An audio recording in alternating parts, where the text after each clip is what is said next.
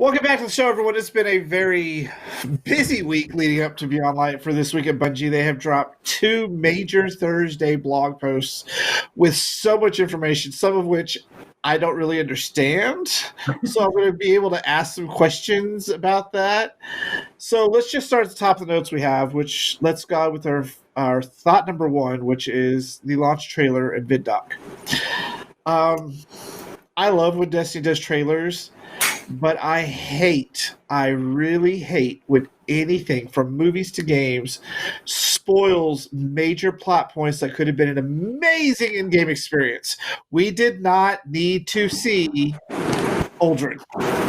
We didn't need to see it. I would have rather had that experience with people I've been playing with going, oh shit, what? Like, I think they really messed that one up. But what did you guys think? I see your point, and I totally get where you're coming from.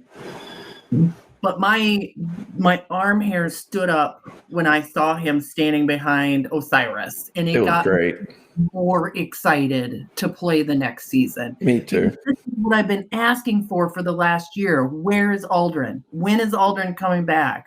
What is he going to play in this part? And we can see he's going to play a big part. He's going to travel around with us. Huge. He's going to show Osiris. I mean, I get where you're coming from, but I just got chills just thinking about it. Can I just ask, why is Osiris, with all the updates that we've had and all the weapons, is he still carrying that freaking scout rifle?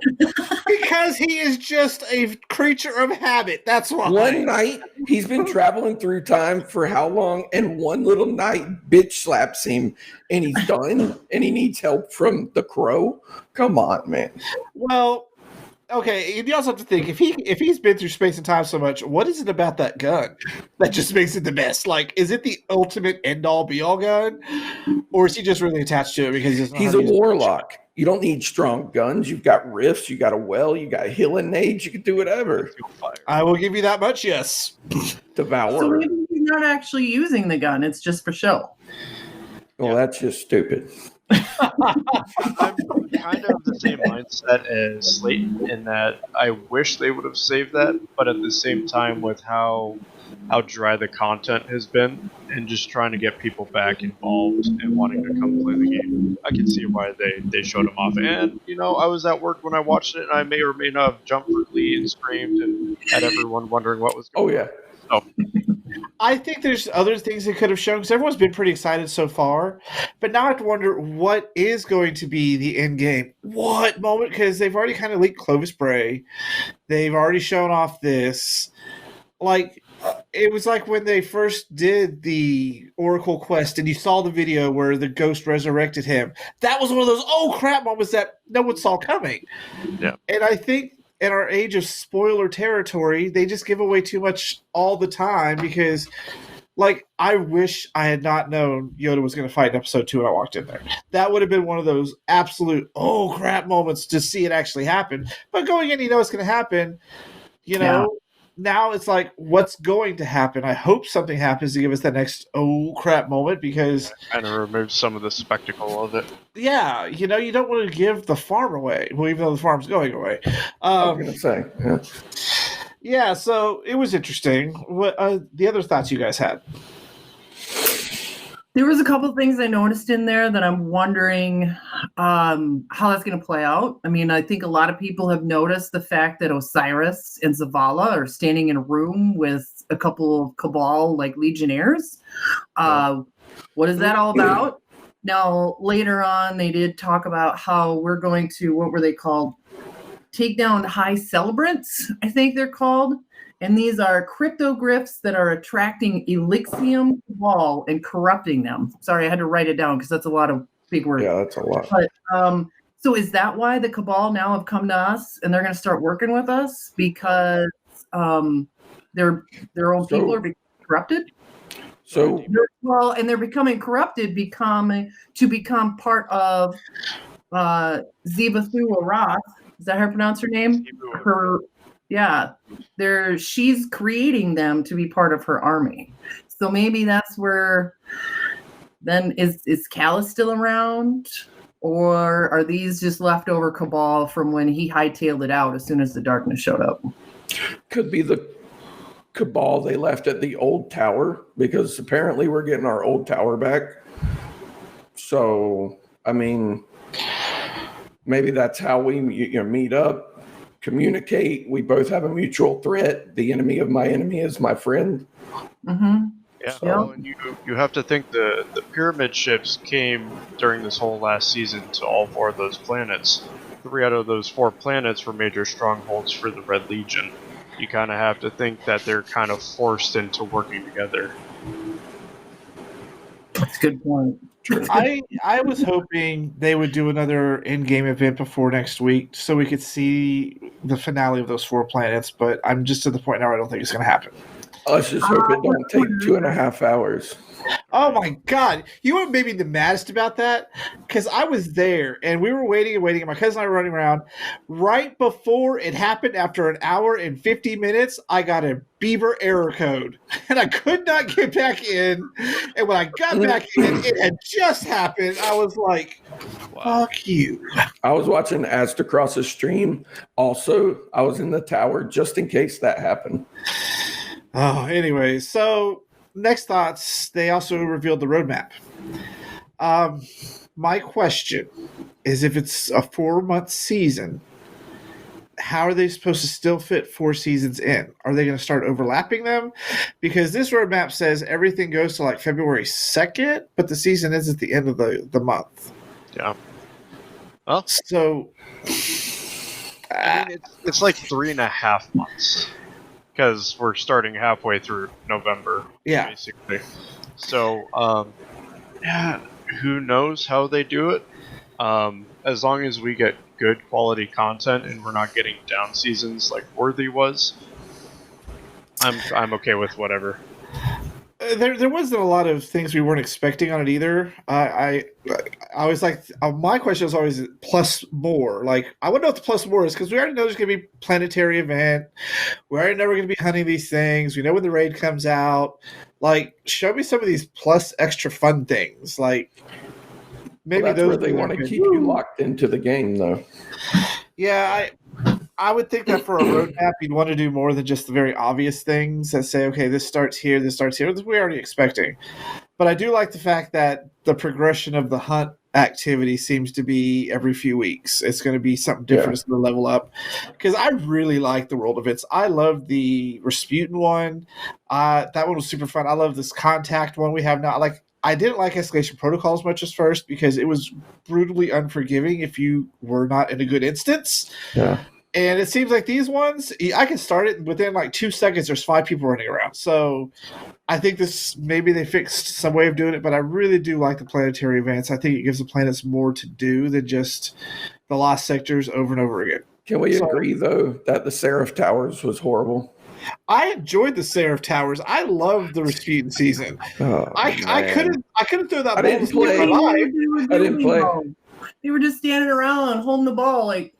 Yeah, there was a bunch of dumb people in there, but I had upgraded all the towers, so I was constantly summoning the giant robot and all that stuff. I can't throw in that game. I cannot throw to save my life. Like when we're on that horrible, horrible, horrible strike with the Awoken Witch that was taken. The elevator part, yeah, the corrupted Awoken. Someone's in front of me, I can't throw a ball to them. It goes off that way, and I don't even bother throwing. So I didn't throw balls in the Seraph Towers, but I did clean house because I loved the Warsat mod system where it would drop mine would explode everything and heal everything around it. I loved that part. Was it perfect? Yeah. No, because there was plenty of dumb people, but Warmond Cells was an extremely good addition for PvE for sure. Very much so. And then they made, no one plays with the weapons, but so the mods are still there. So I like when I still see a Warmind cell, but it's like, I'm not using it. Well, see, a lot of people don't realize if I were to make the cell and you shoot it, it doesn't have the effectiveness as if I would shoot it. Is that how it worked? Yes. That's some BS, because I would drop it and say, shoot it, and we get healed, and I was never paying attention. Shoot it. You shoot it because you have the mods on, and it's yours. That's really dumb. Now I see why you guys are mad at that. Okay. I mean, I think so. The Seraph Towers weren't very good because there was a difficulty spike in there that a lot of people just couldn't get to. I think the Contact public events did it better because I can actually solo those. I'm not required to have a bunch of people around me. It's helpful, but I'm not required to have those people to complete it. Mm-hmm. For sure. Can I just say that Sturm Quest, yes, I don't have Sturm. It's the only exotic I don't have.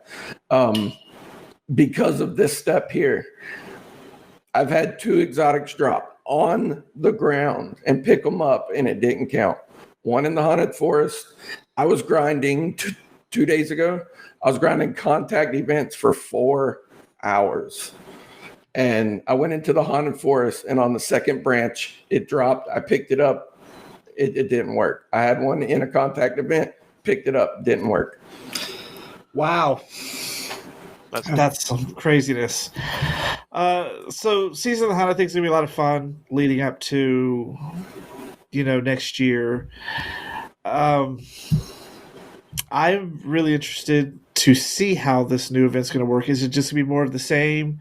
I would like some new mechanics. I really, really would. Instead of go through this wave, stop, go through this wave, stop, go through this wave, stop. Like, I like the bloom aspect of the contact one. We have to go run and find the bloom real quick and come back and bring it in. You just can't keep doing the same thing, though, and I'm afraid this is exactly what it's going to be. 4 waves, boss. That's pretty much since EP, I mean. Yeah, I guess we really can't complain about that one too much. Okay, so let's get back to the Vidoc.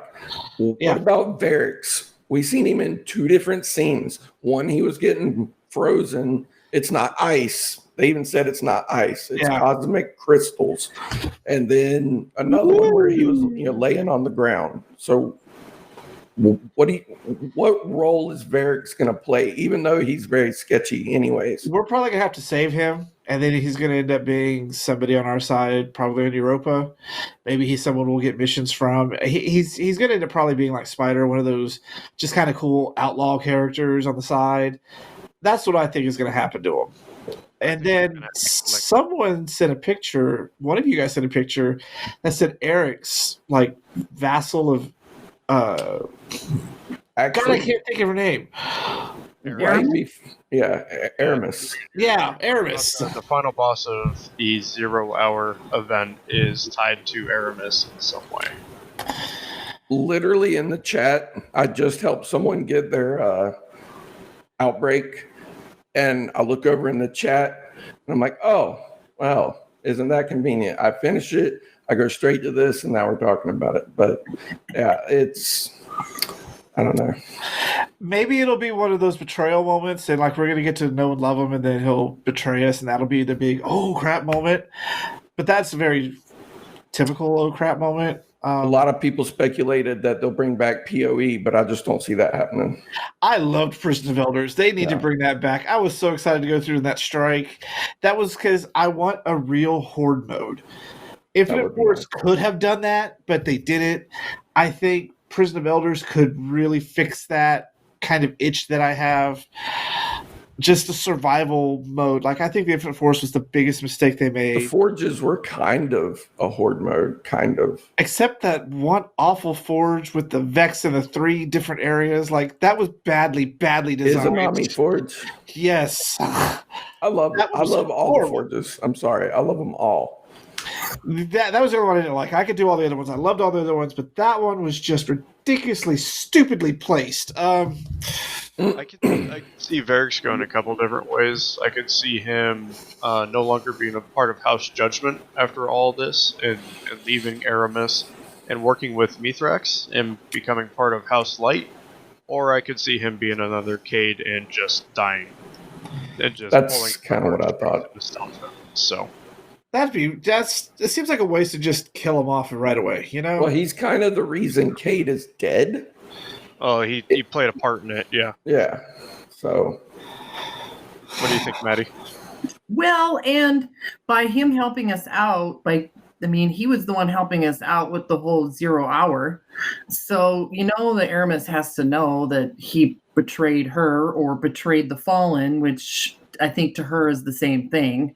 So I don't think you're too far off by thinking somebody might come after him and murder him. But maybe he's going to be that character that kind of sits off the side, feeds us some information, kind of like a spider character, and he's going to go in for the kill to take over all the Fallen once we go in and take care of Aramis. Like, he knows he can do it himself, so he's only coming to us, so we do it for him. Yeah, I can see that happening. Some threads that people thought back in D1. So, if you remember in the Vidoc, they're walking around and the Exo Stranger does that whole Cade jump backwards and does the shatter type thing. But then you see Drifter, and I thought it was kind of funny, and someone pointed it out, that he's just kind of walking around. He's like, oh, look, you're frozen. What's up, dude? How's it going? I was laughing. The Drifter to me is my favorite character probably in all of Destiny because we don't know that much about him. He's the oldest, living Guardian, if I'm not, mistaken, and the first, right?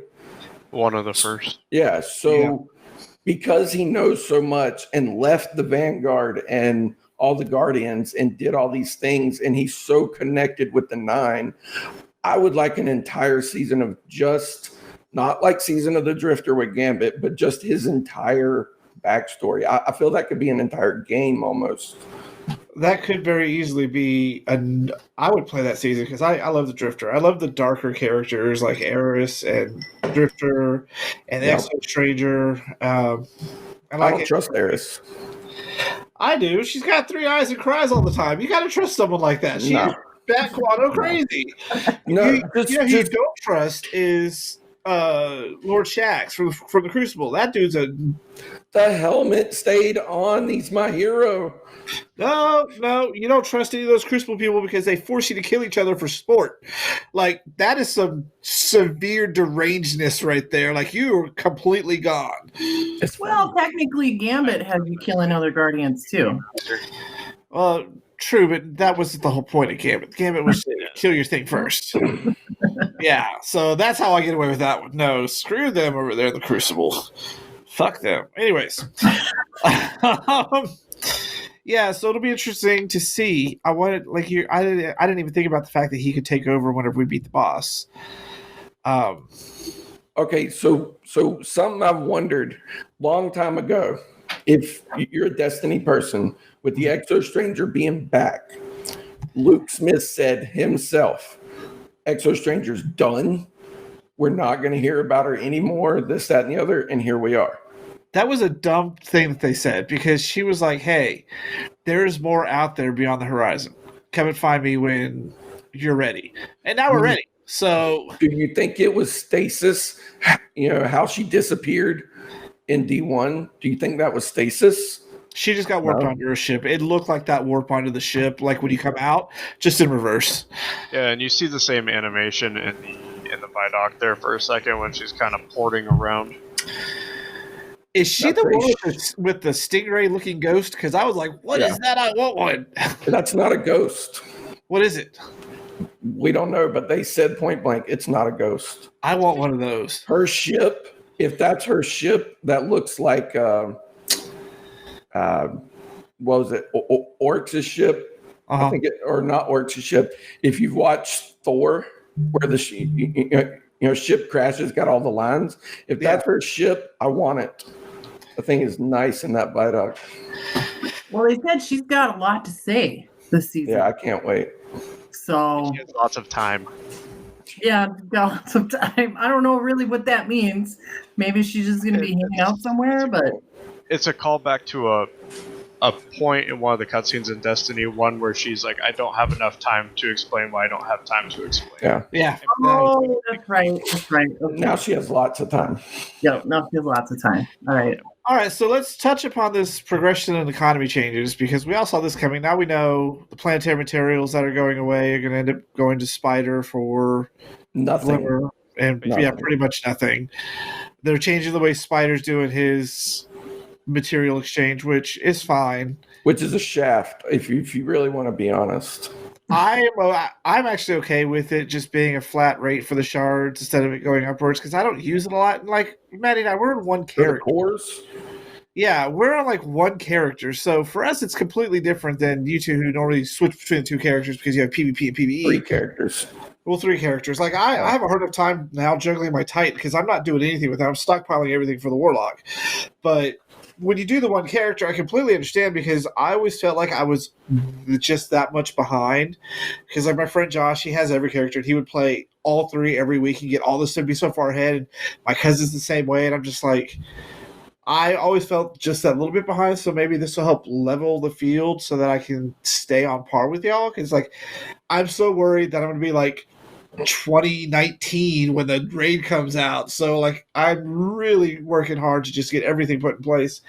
I think this is an okay change. Why do you hate it? Well, not hate it, but think it's not a good idea. Okay. So for me personally, I would buy 2 shards or 2 cores for 30. Now I got to pay 1 core for 30. And I'm going, wait, I only bought 2 anyways. I wasn't spending 360. So you kind of just jacked that for me a little bit. I mean, cool. It's like what, 150? It's 150 for 5. For 5. So, I mean, that's a cool flat rate. But for a Prism 400 legendary shards, most people have a hard time just holding on to 500 shards. Is the prism the circle one or the little 10? The yellow crystal. Got it. The longer crystal. They need to sell the yellow one. That's the orb because I never have of those. That's not going to happen. Only a gunsmith. Well, I mean, I get that it's really only for the legendary stuff, which I finally legendary masterworked my Fellwinter helm. So it's like, I'm going to use it for a while. I might as well just do it. But yeah, I didn't really think about that. People who just buy 1 or 2. I guess they're looking at people who buy all 5 every week. And that got kind of expensive. I did it one time. It was never again. Okay, I get it. I just don't have enough bright dust for stuff. I can... Amen to that. I've got every planetary item there is. I've got thousands of them. But in order to get the yellow shards, so that I can upgrade... Well, I gotta have bright dust, and I never have enough. They're really stingy with their bright dust, so I was kind of glad that they said they're going to put a lot more in the season pass thing, because like I can't buy anything with bright dust. I buy shaders, and that's about it because it's all I can afford. I'm always like I'm 1,000 off anything. Basically, you have to be on top of hitting all of your weeklies on all of your characters in order to afford anything in the long run right now. So having 10.5 thousand bright dust in the purchased season pass, and then the weeklies are going to be, they're knocking those down from 200 to 100 bright dust piece. So you're going to get more, but you're also not going to get more. So yeah, me personally, than previously. I've never had a problem with bright dust ever. Like I'm sitting on 15,000 and I just spent 18,000. So I did have like 34,000 at one point. I think my highest I've ever had was 70,000, and I just started buying crap. So and I'll max out my bright dust every week. Not glimmer, bright dust. Yeah, the first because what is the max you can have now at one time? Bright dust. Yeah, 999,000. I think you're mistaking bright dust with glimmer. Yeah, glimmer is 240,000. I thought it was 250. 50. Yeah. I might be thinking of glimmer. Yeah, I was like, bright dust. Why are you using that to buy your prism? Oh no! I hoard that shit like it's going out of style. Never mind. I use a lot of glimmer. I do. Did they say they were also taking all the cosmetic stuff out of Eververse? Or is it still part of Eververse? It's still definitely a part of Eververse. It's still part, yeah.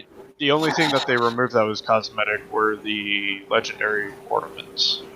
Legendary weapon ornaments. I wish they would just revamp that entire But you can earn those in game now, is what they said. I miss earning things in game. All the stuff I had before they went to Eververse, I earned in game, and I'm going through my collection like, well, that's an Eververse thing, and I don't agree with their prices in Eververse. If it's something I really want, I will get it.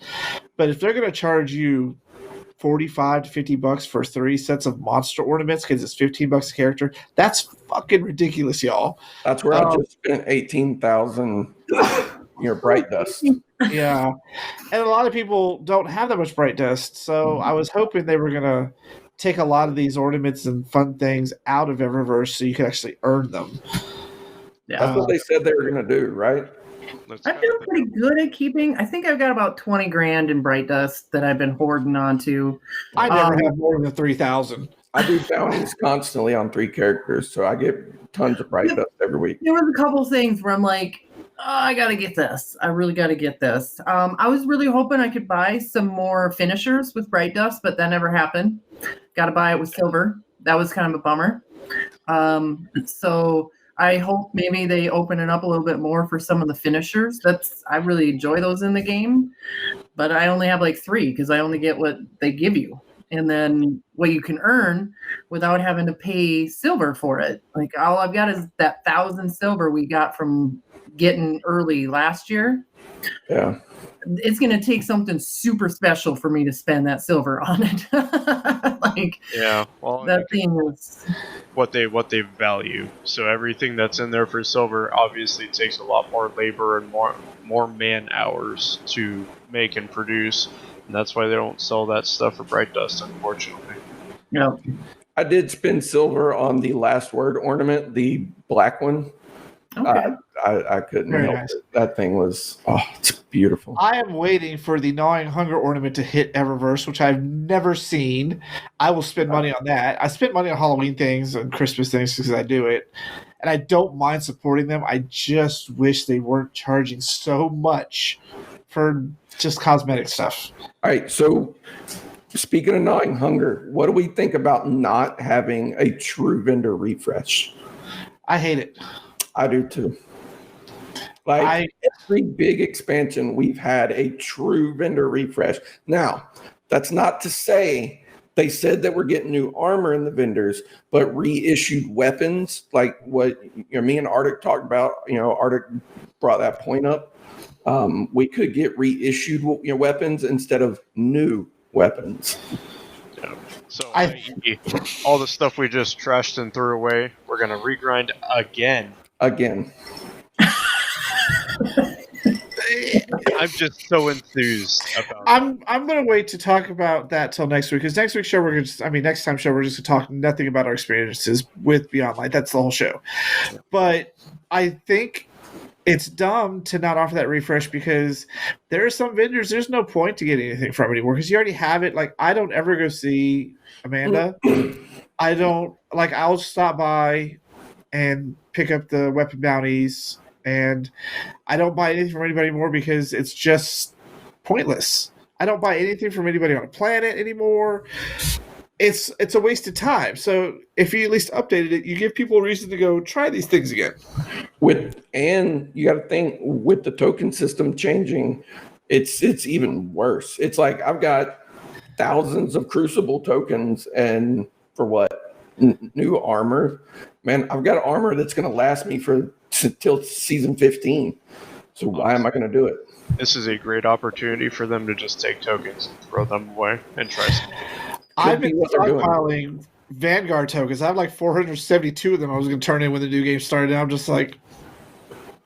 Well, and this is why they're changing that, because people would min-max like that. They'd just thousands of bounties, or not bounties, tokens like DP and I did for Crucible, and just dump them all in there to get slight, insignificant power upgrades for all your other slots after a big upgrade.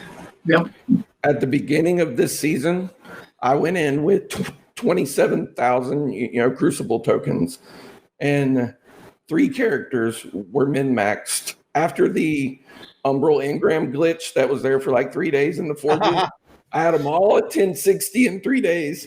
But I went in and I just min-maxed everything I wanted to do with all my tokens. And everybody's like, well, you don't have nothing to do. I said, I got plenty to do. I play PvP.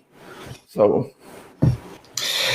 that come from the destinations that are going away, do we have to use them up before the new season starts? No. You're going to be able to take him to Spider for Glimmer, right? Glimmer and... It says before the end of Season of the Hunt. Use them up. So I've got so many of those that are from planets that are going away. I'm gonna go stockpile whatever I can. Modules. Yeah, I'm gonna go do all that stuff. Yep. So So you two got more to things we're gonna go over. Let's talk about this Luke Smith interview. I want to know, because I am all about transmogging. I was hoping it was going to be ready by now. I have stockpiled armor in my vault, thinking I was going to need it. Now I got rid of it all. What are your thoughts about the whole interview that he did? It was good. It brought a little bit of insight. Obviously, transmog is something that we're all looking forward to because we all want to look good while we're kicking ass. Knowing that we don't need to keep all this armor in our vault is awesome. And also having the expectation that this expansion is going to be bigger than Shadowkeep but smaller than Forsaken. I think he did a good job of saying, hey, in the future, this is about the size of things are going to be. Well, yeah. So this will give us a good glimpse into the future of what we can expect. Yeah, I like how they, after all that was revealed, like they went and, all the people online were like, well, we're really only getting half the Cosmodrome and things like this. So we're going to have to limit our expectations, which I've never really had expectations for Destiny, so I'm okay. I don't really have expectations for a lot of things because that just leads you to being disappointed. I thought was funny because the question I had was, is the darkness really a thing if it's only got one variation of power? And he's like, no, there'll be other ones. Because the light has 3 and the darkness has 1? Really? Yeah. I thought that was interesting, but I hope they don't keep them all ice stasis based. I hope they go and do like some other elements. I think that would kind of... There's a lot of speculation that it could be a poison subclass. Oh, please say yes. We don't have green, obviously, in our palette of colors, but poison is something that is becoming more prevalent in a lot of things. Thorn, the new Warlock Grasps, and I mean, just looking at the Hive, they have a lot of stuff that kind of damages over time. That could be something too. I hope so. I will play a Poison Warlock nonstop. What would the 6th one possibly be then? Because if you got like the ice, the electricity, the fire, the void, well, wouldn't that kind of fit in with poison? Like, I don't know how you would play with necromancy. What would you be way maybe Avatar style, maybe airbender. You could do air. You could do an earth one pretty well. Yeah. That would be a lot about area control. That's right. But that kind of gets a little close to what they're kind of doing with stasis with like the walls and things like that. I don't know. I think poison would work. Thunder's already there. Like air would just be weird. You see people like tractor candy, people flying everywhere. That would be really worth watching, actually. Make great content. It would, especially a PvP if you knocked them off the map, because people love to knock me off the map. I don't even know what happened. I said, I'm dead. What were you going to say, Maddie? Well, what if down the road we're discovered the ability to take, and we can switch our enemies into our allies? I mean, if we're going to the darkness, who says we can't use that ability? Yeah, it's not bad. I mean, that kind of feeds into my idea of necromancy, because, I mean, you look at most games, there's typically some sort of pet master. You could go that route, yes. Necromancy, stuff like that. That's kind of the train of thought that I had. So taking would definitely kind of feed into that. It would have to be either necromancy or some sort of healing class, which the purpose is to be the healing. Or like a bard, something that affects your party. We haven't really touched much outside of Rifts. I think that could be a really fun class to play, but it doesn't really fit in with the darkness, whereas poison and necromancy do. So without Oryx, I know in one of the things, it's like, how are they able to take without? Well, that was Oryx? That was the last wish. So yeah. Oryx took Riven. Riven, after Oryx died, was given her ability to remain autonomous. So she was in this weird in between. She was taken, but she still had her self-control. And then Savathun approached her, and it was something along the lines of, whoever wishes for the greatest wish, I get like the final wish granted, or something along those lines. well, we had 6 Guardians wish for Riven's death, which was about as great as it could be. And so Savathun was given that ability to take. He was able to take control of all that.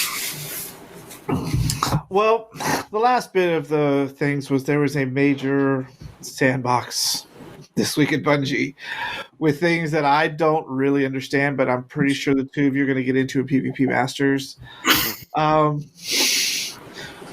So when you're doing this, try to explain it in normal people language for people like me who are like, what? I don't get it. Kill death are like some fun things, but so that's what we're going to get to now. We're going to go to Arctic and DP doing their PvP section. They're going to go over all of these sandbox changes, what they mean, and how they're going to affect you. Because does sandbox really only affect PvP majorly? No, God, no. It affects the entire game completely. Yeah, because Bungie refuses to individually balance between PvE and both of them. Yeah. So everything affects everything. There's a couple things in our notes that I left off that were more PvE related, i.e. the Arbalist not striking shields multiple times, but it's going to be more powerful against shields in general. Yeah, that'd be great for PvE. Falling guillotine, the heavy attack being weakened, or of course, yeah, by like 25%. Because they want everyone to go to the chainsaw sword. Let's be honest, they want people to move on. All right, well, Gears of War. So yeah, stay tuned for the PvP Masters right after this. Hold on to your ghosts. Oh yes, the battle lines have been drawn. Amuse me, Traveler Spawn. You're on the edge of victory. Annihilate them. As if my life wasn't hard enough already. If you think this armor is impressive, you should see me out of it.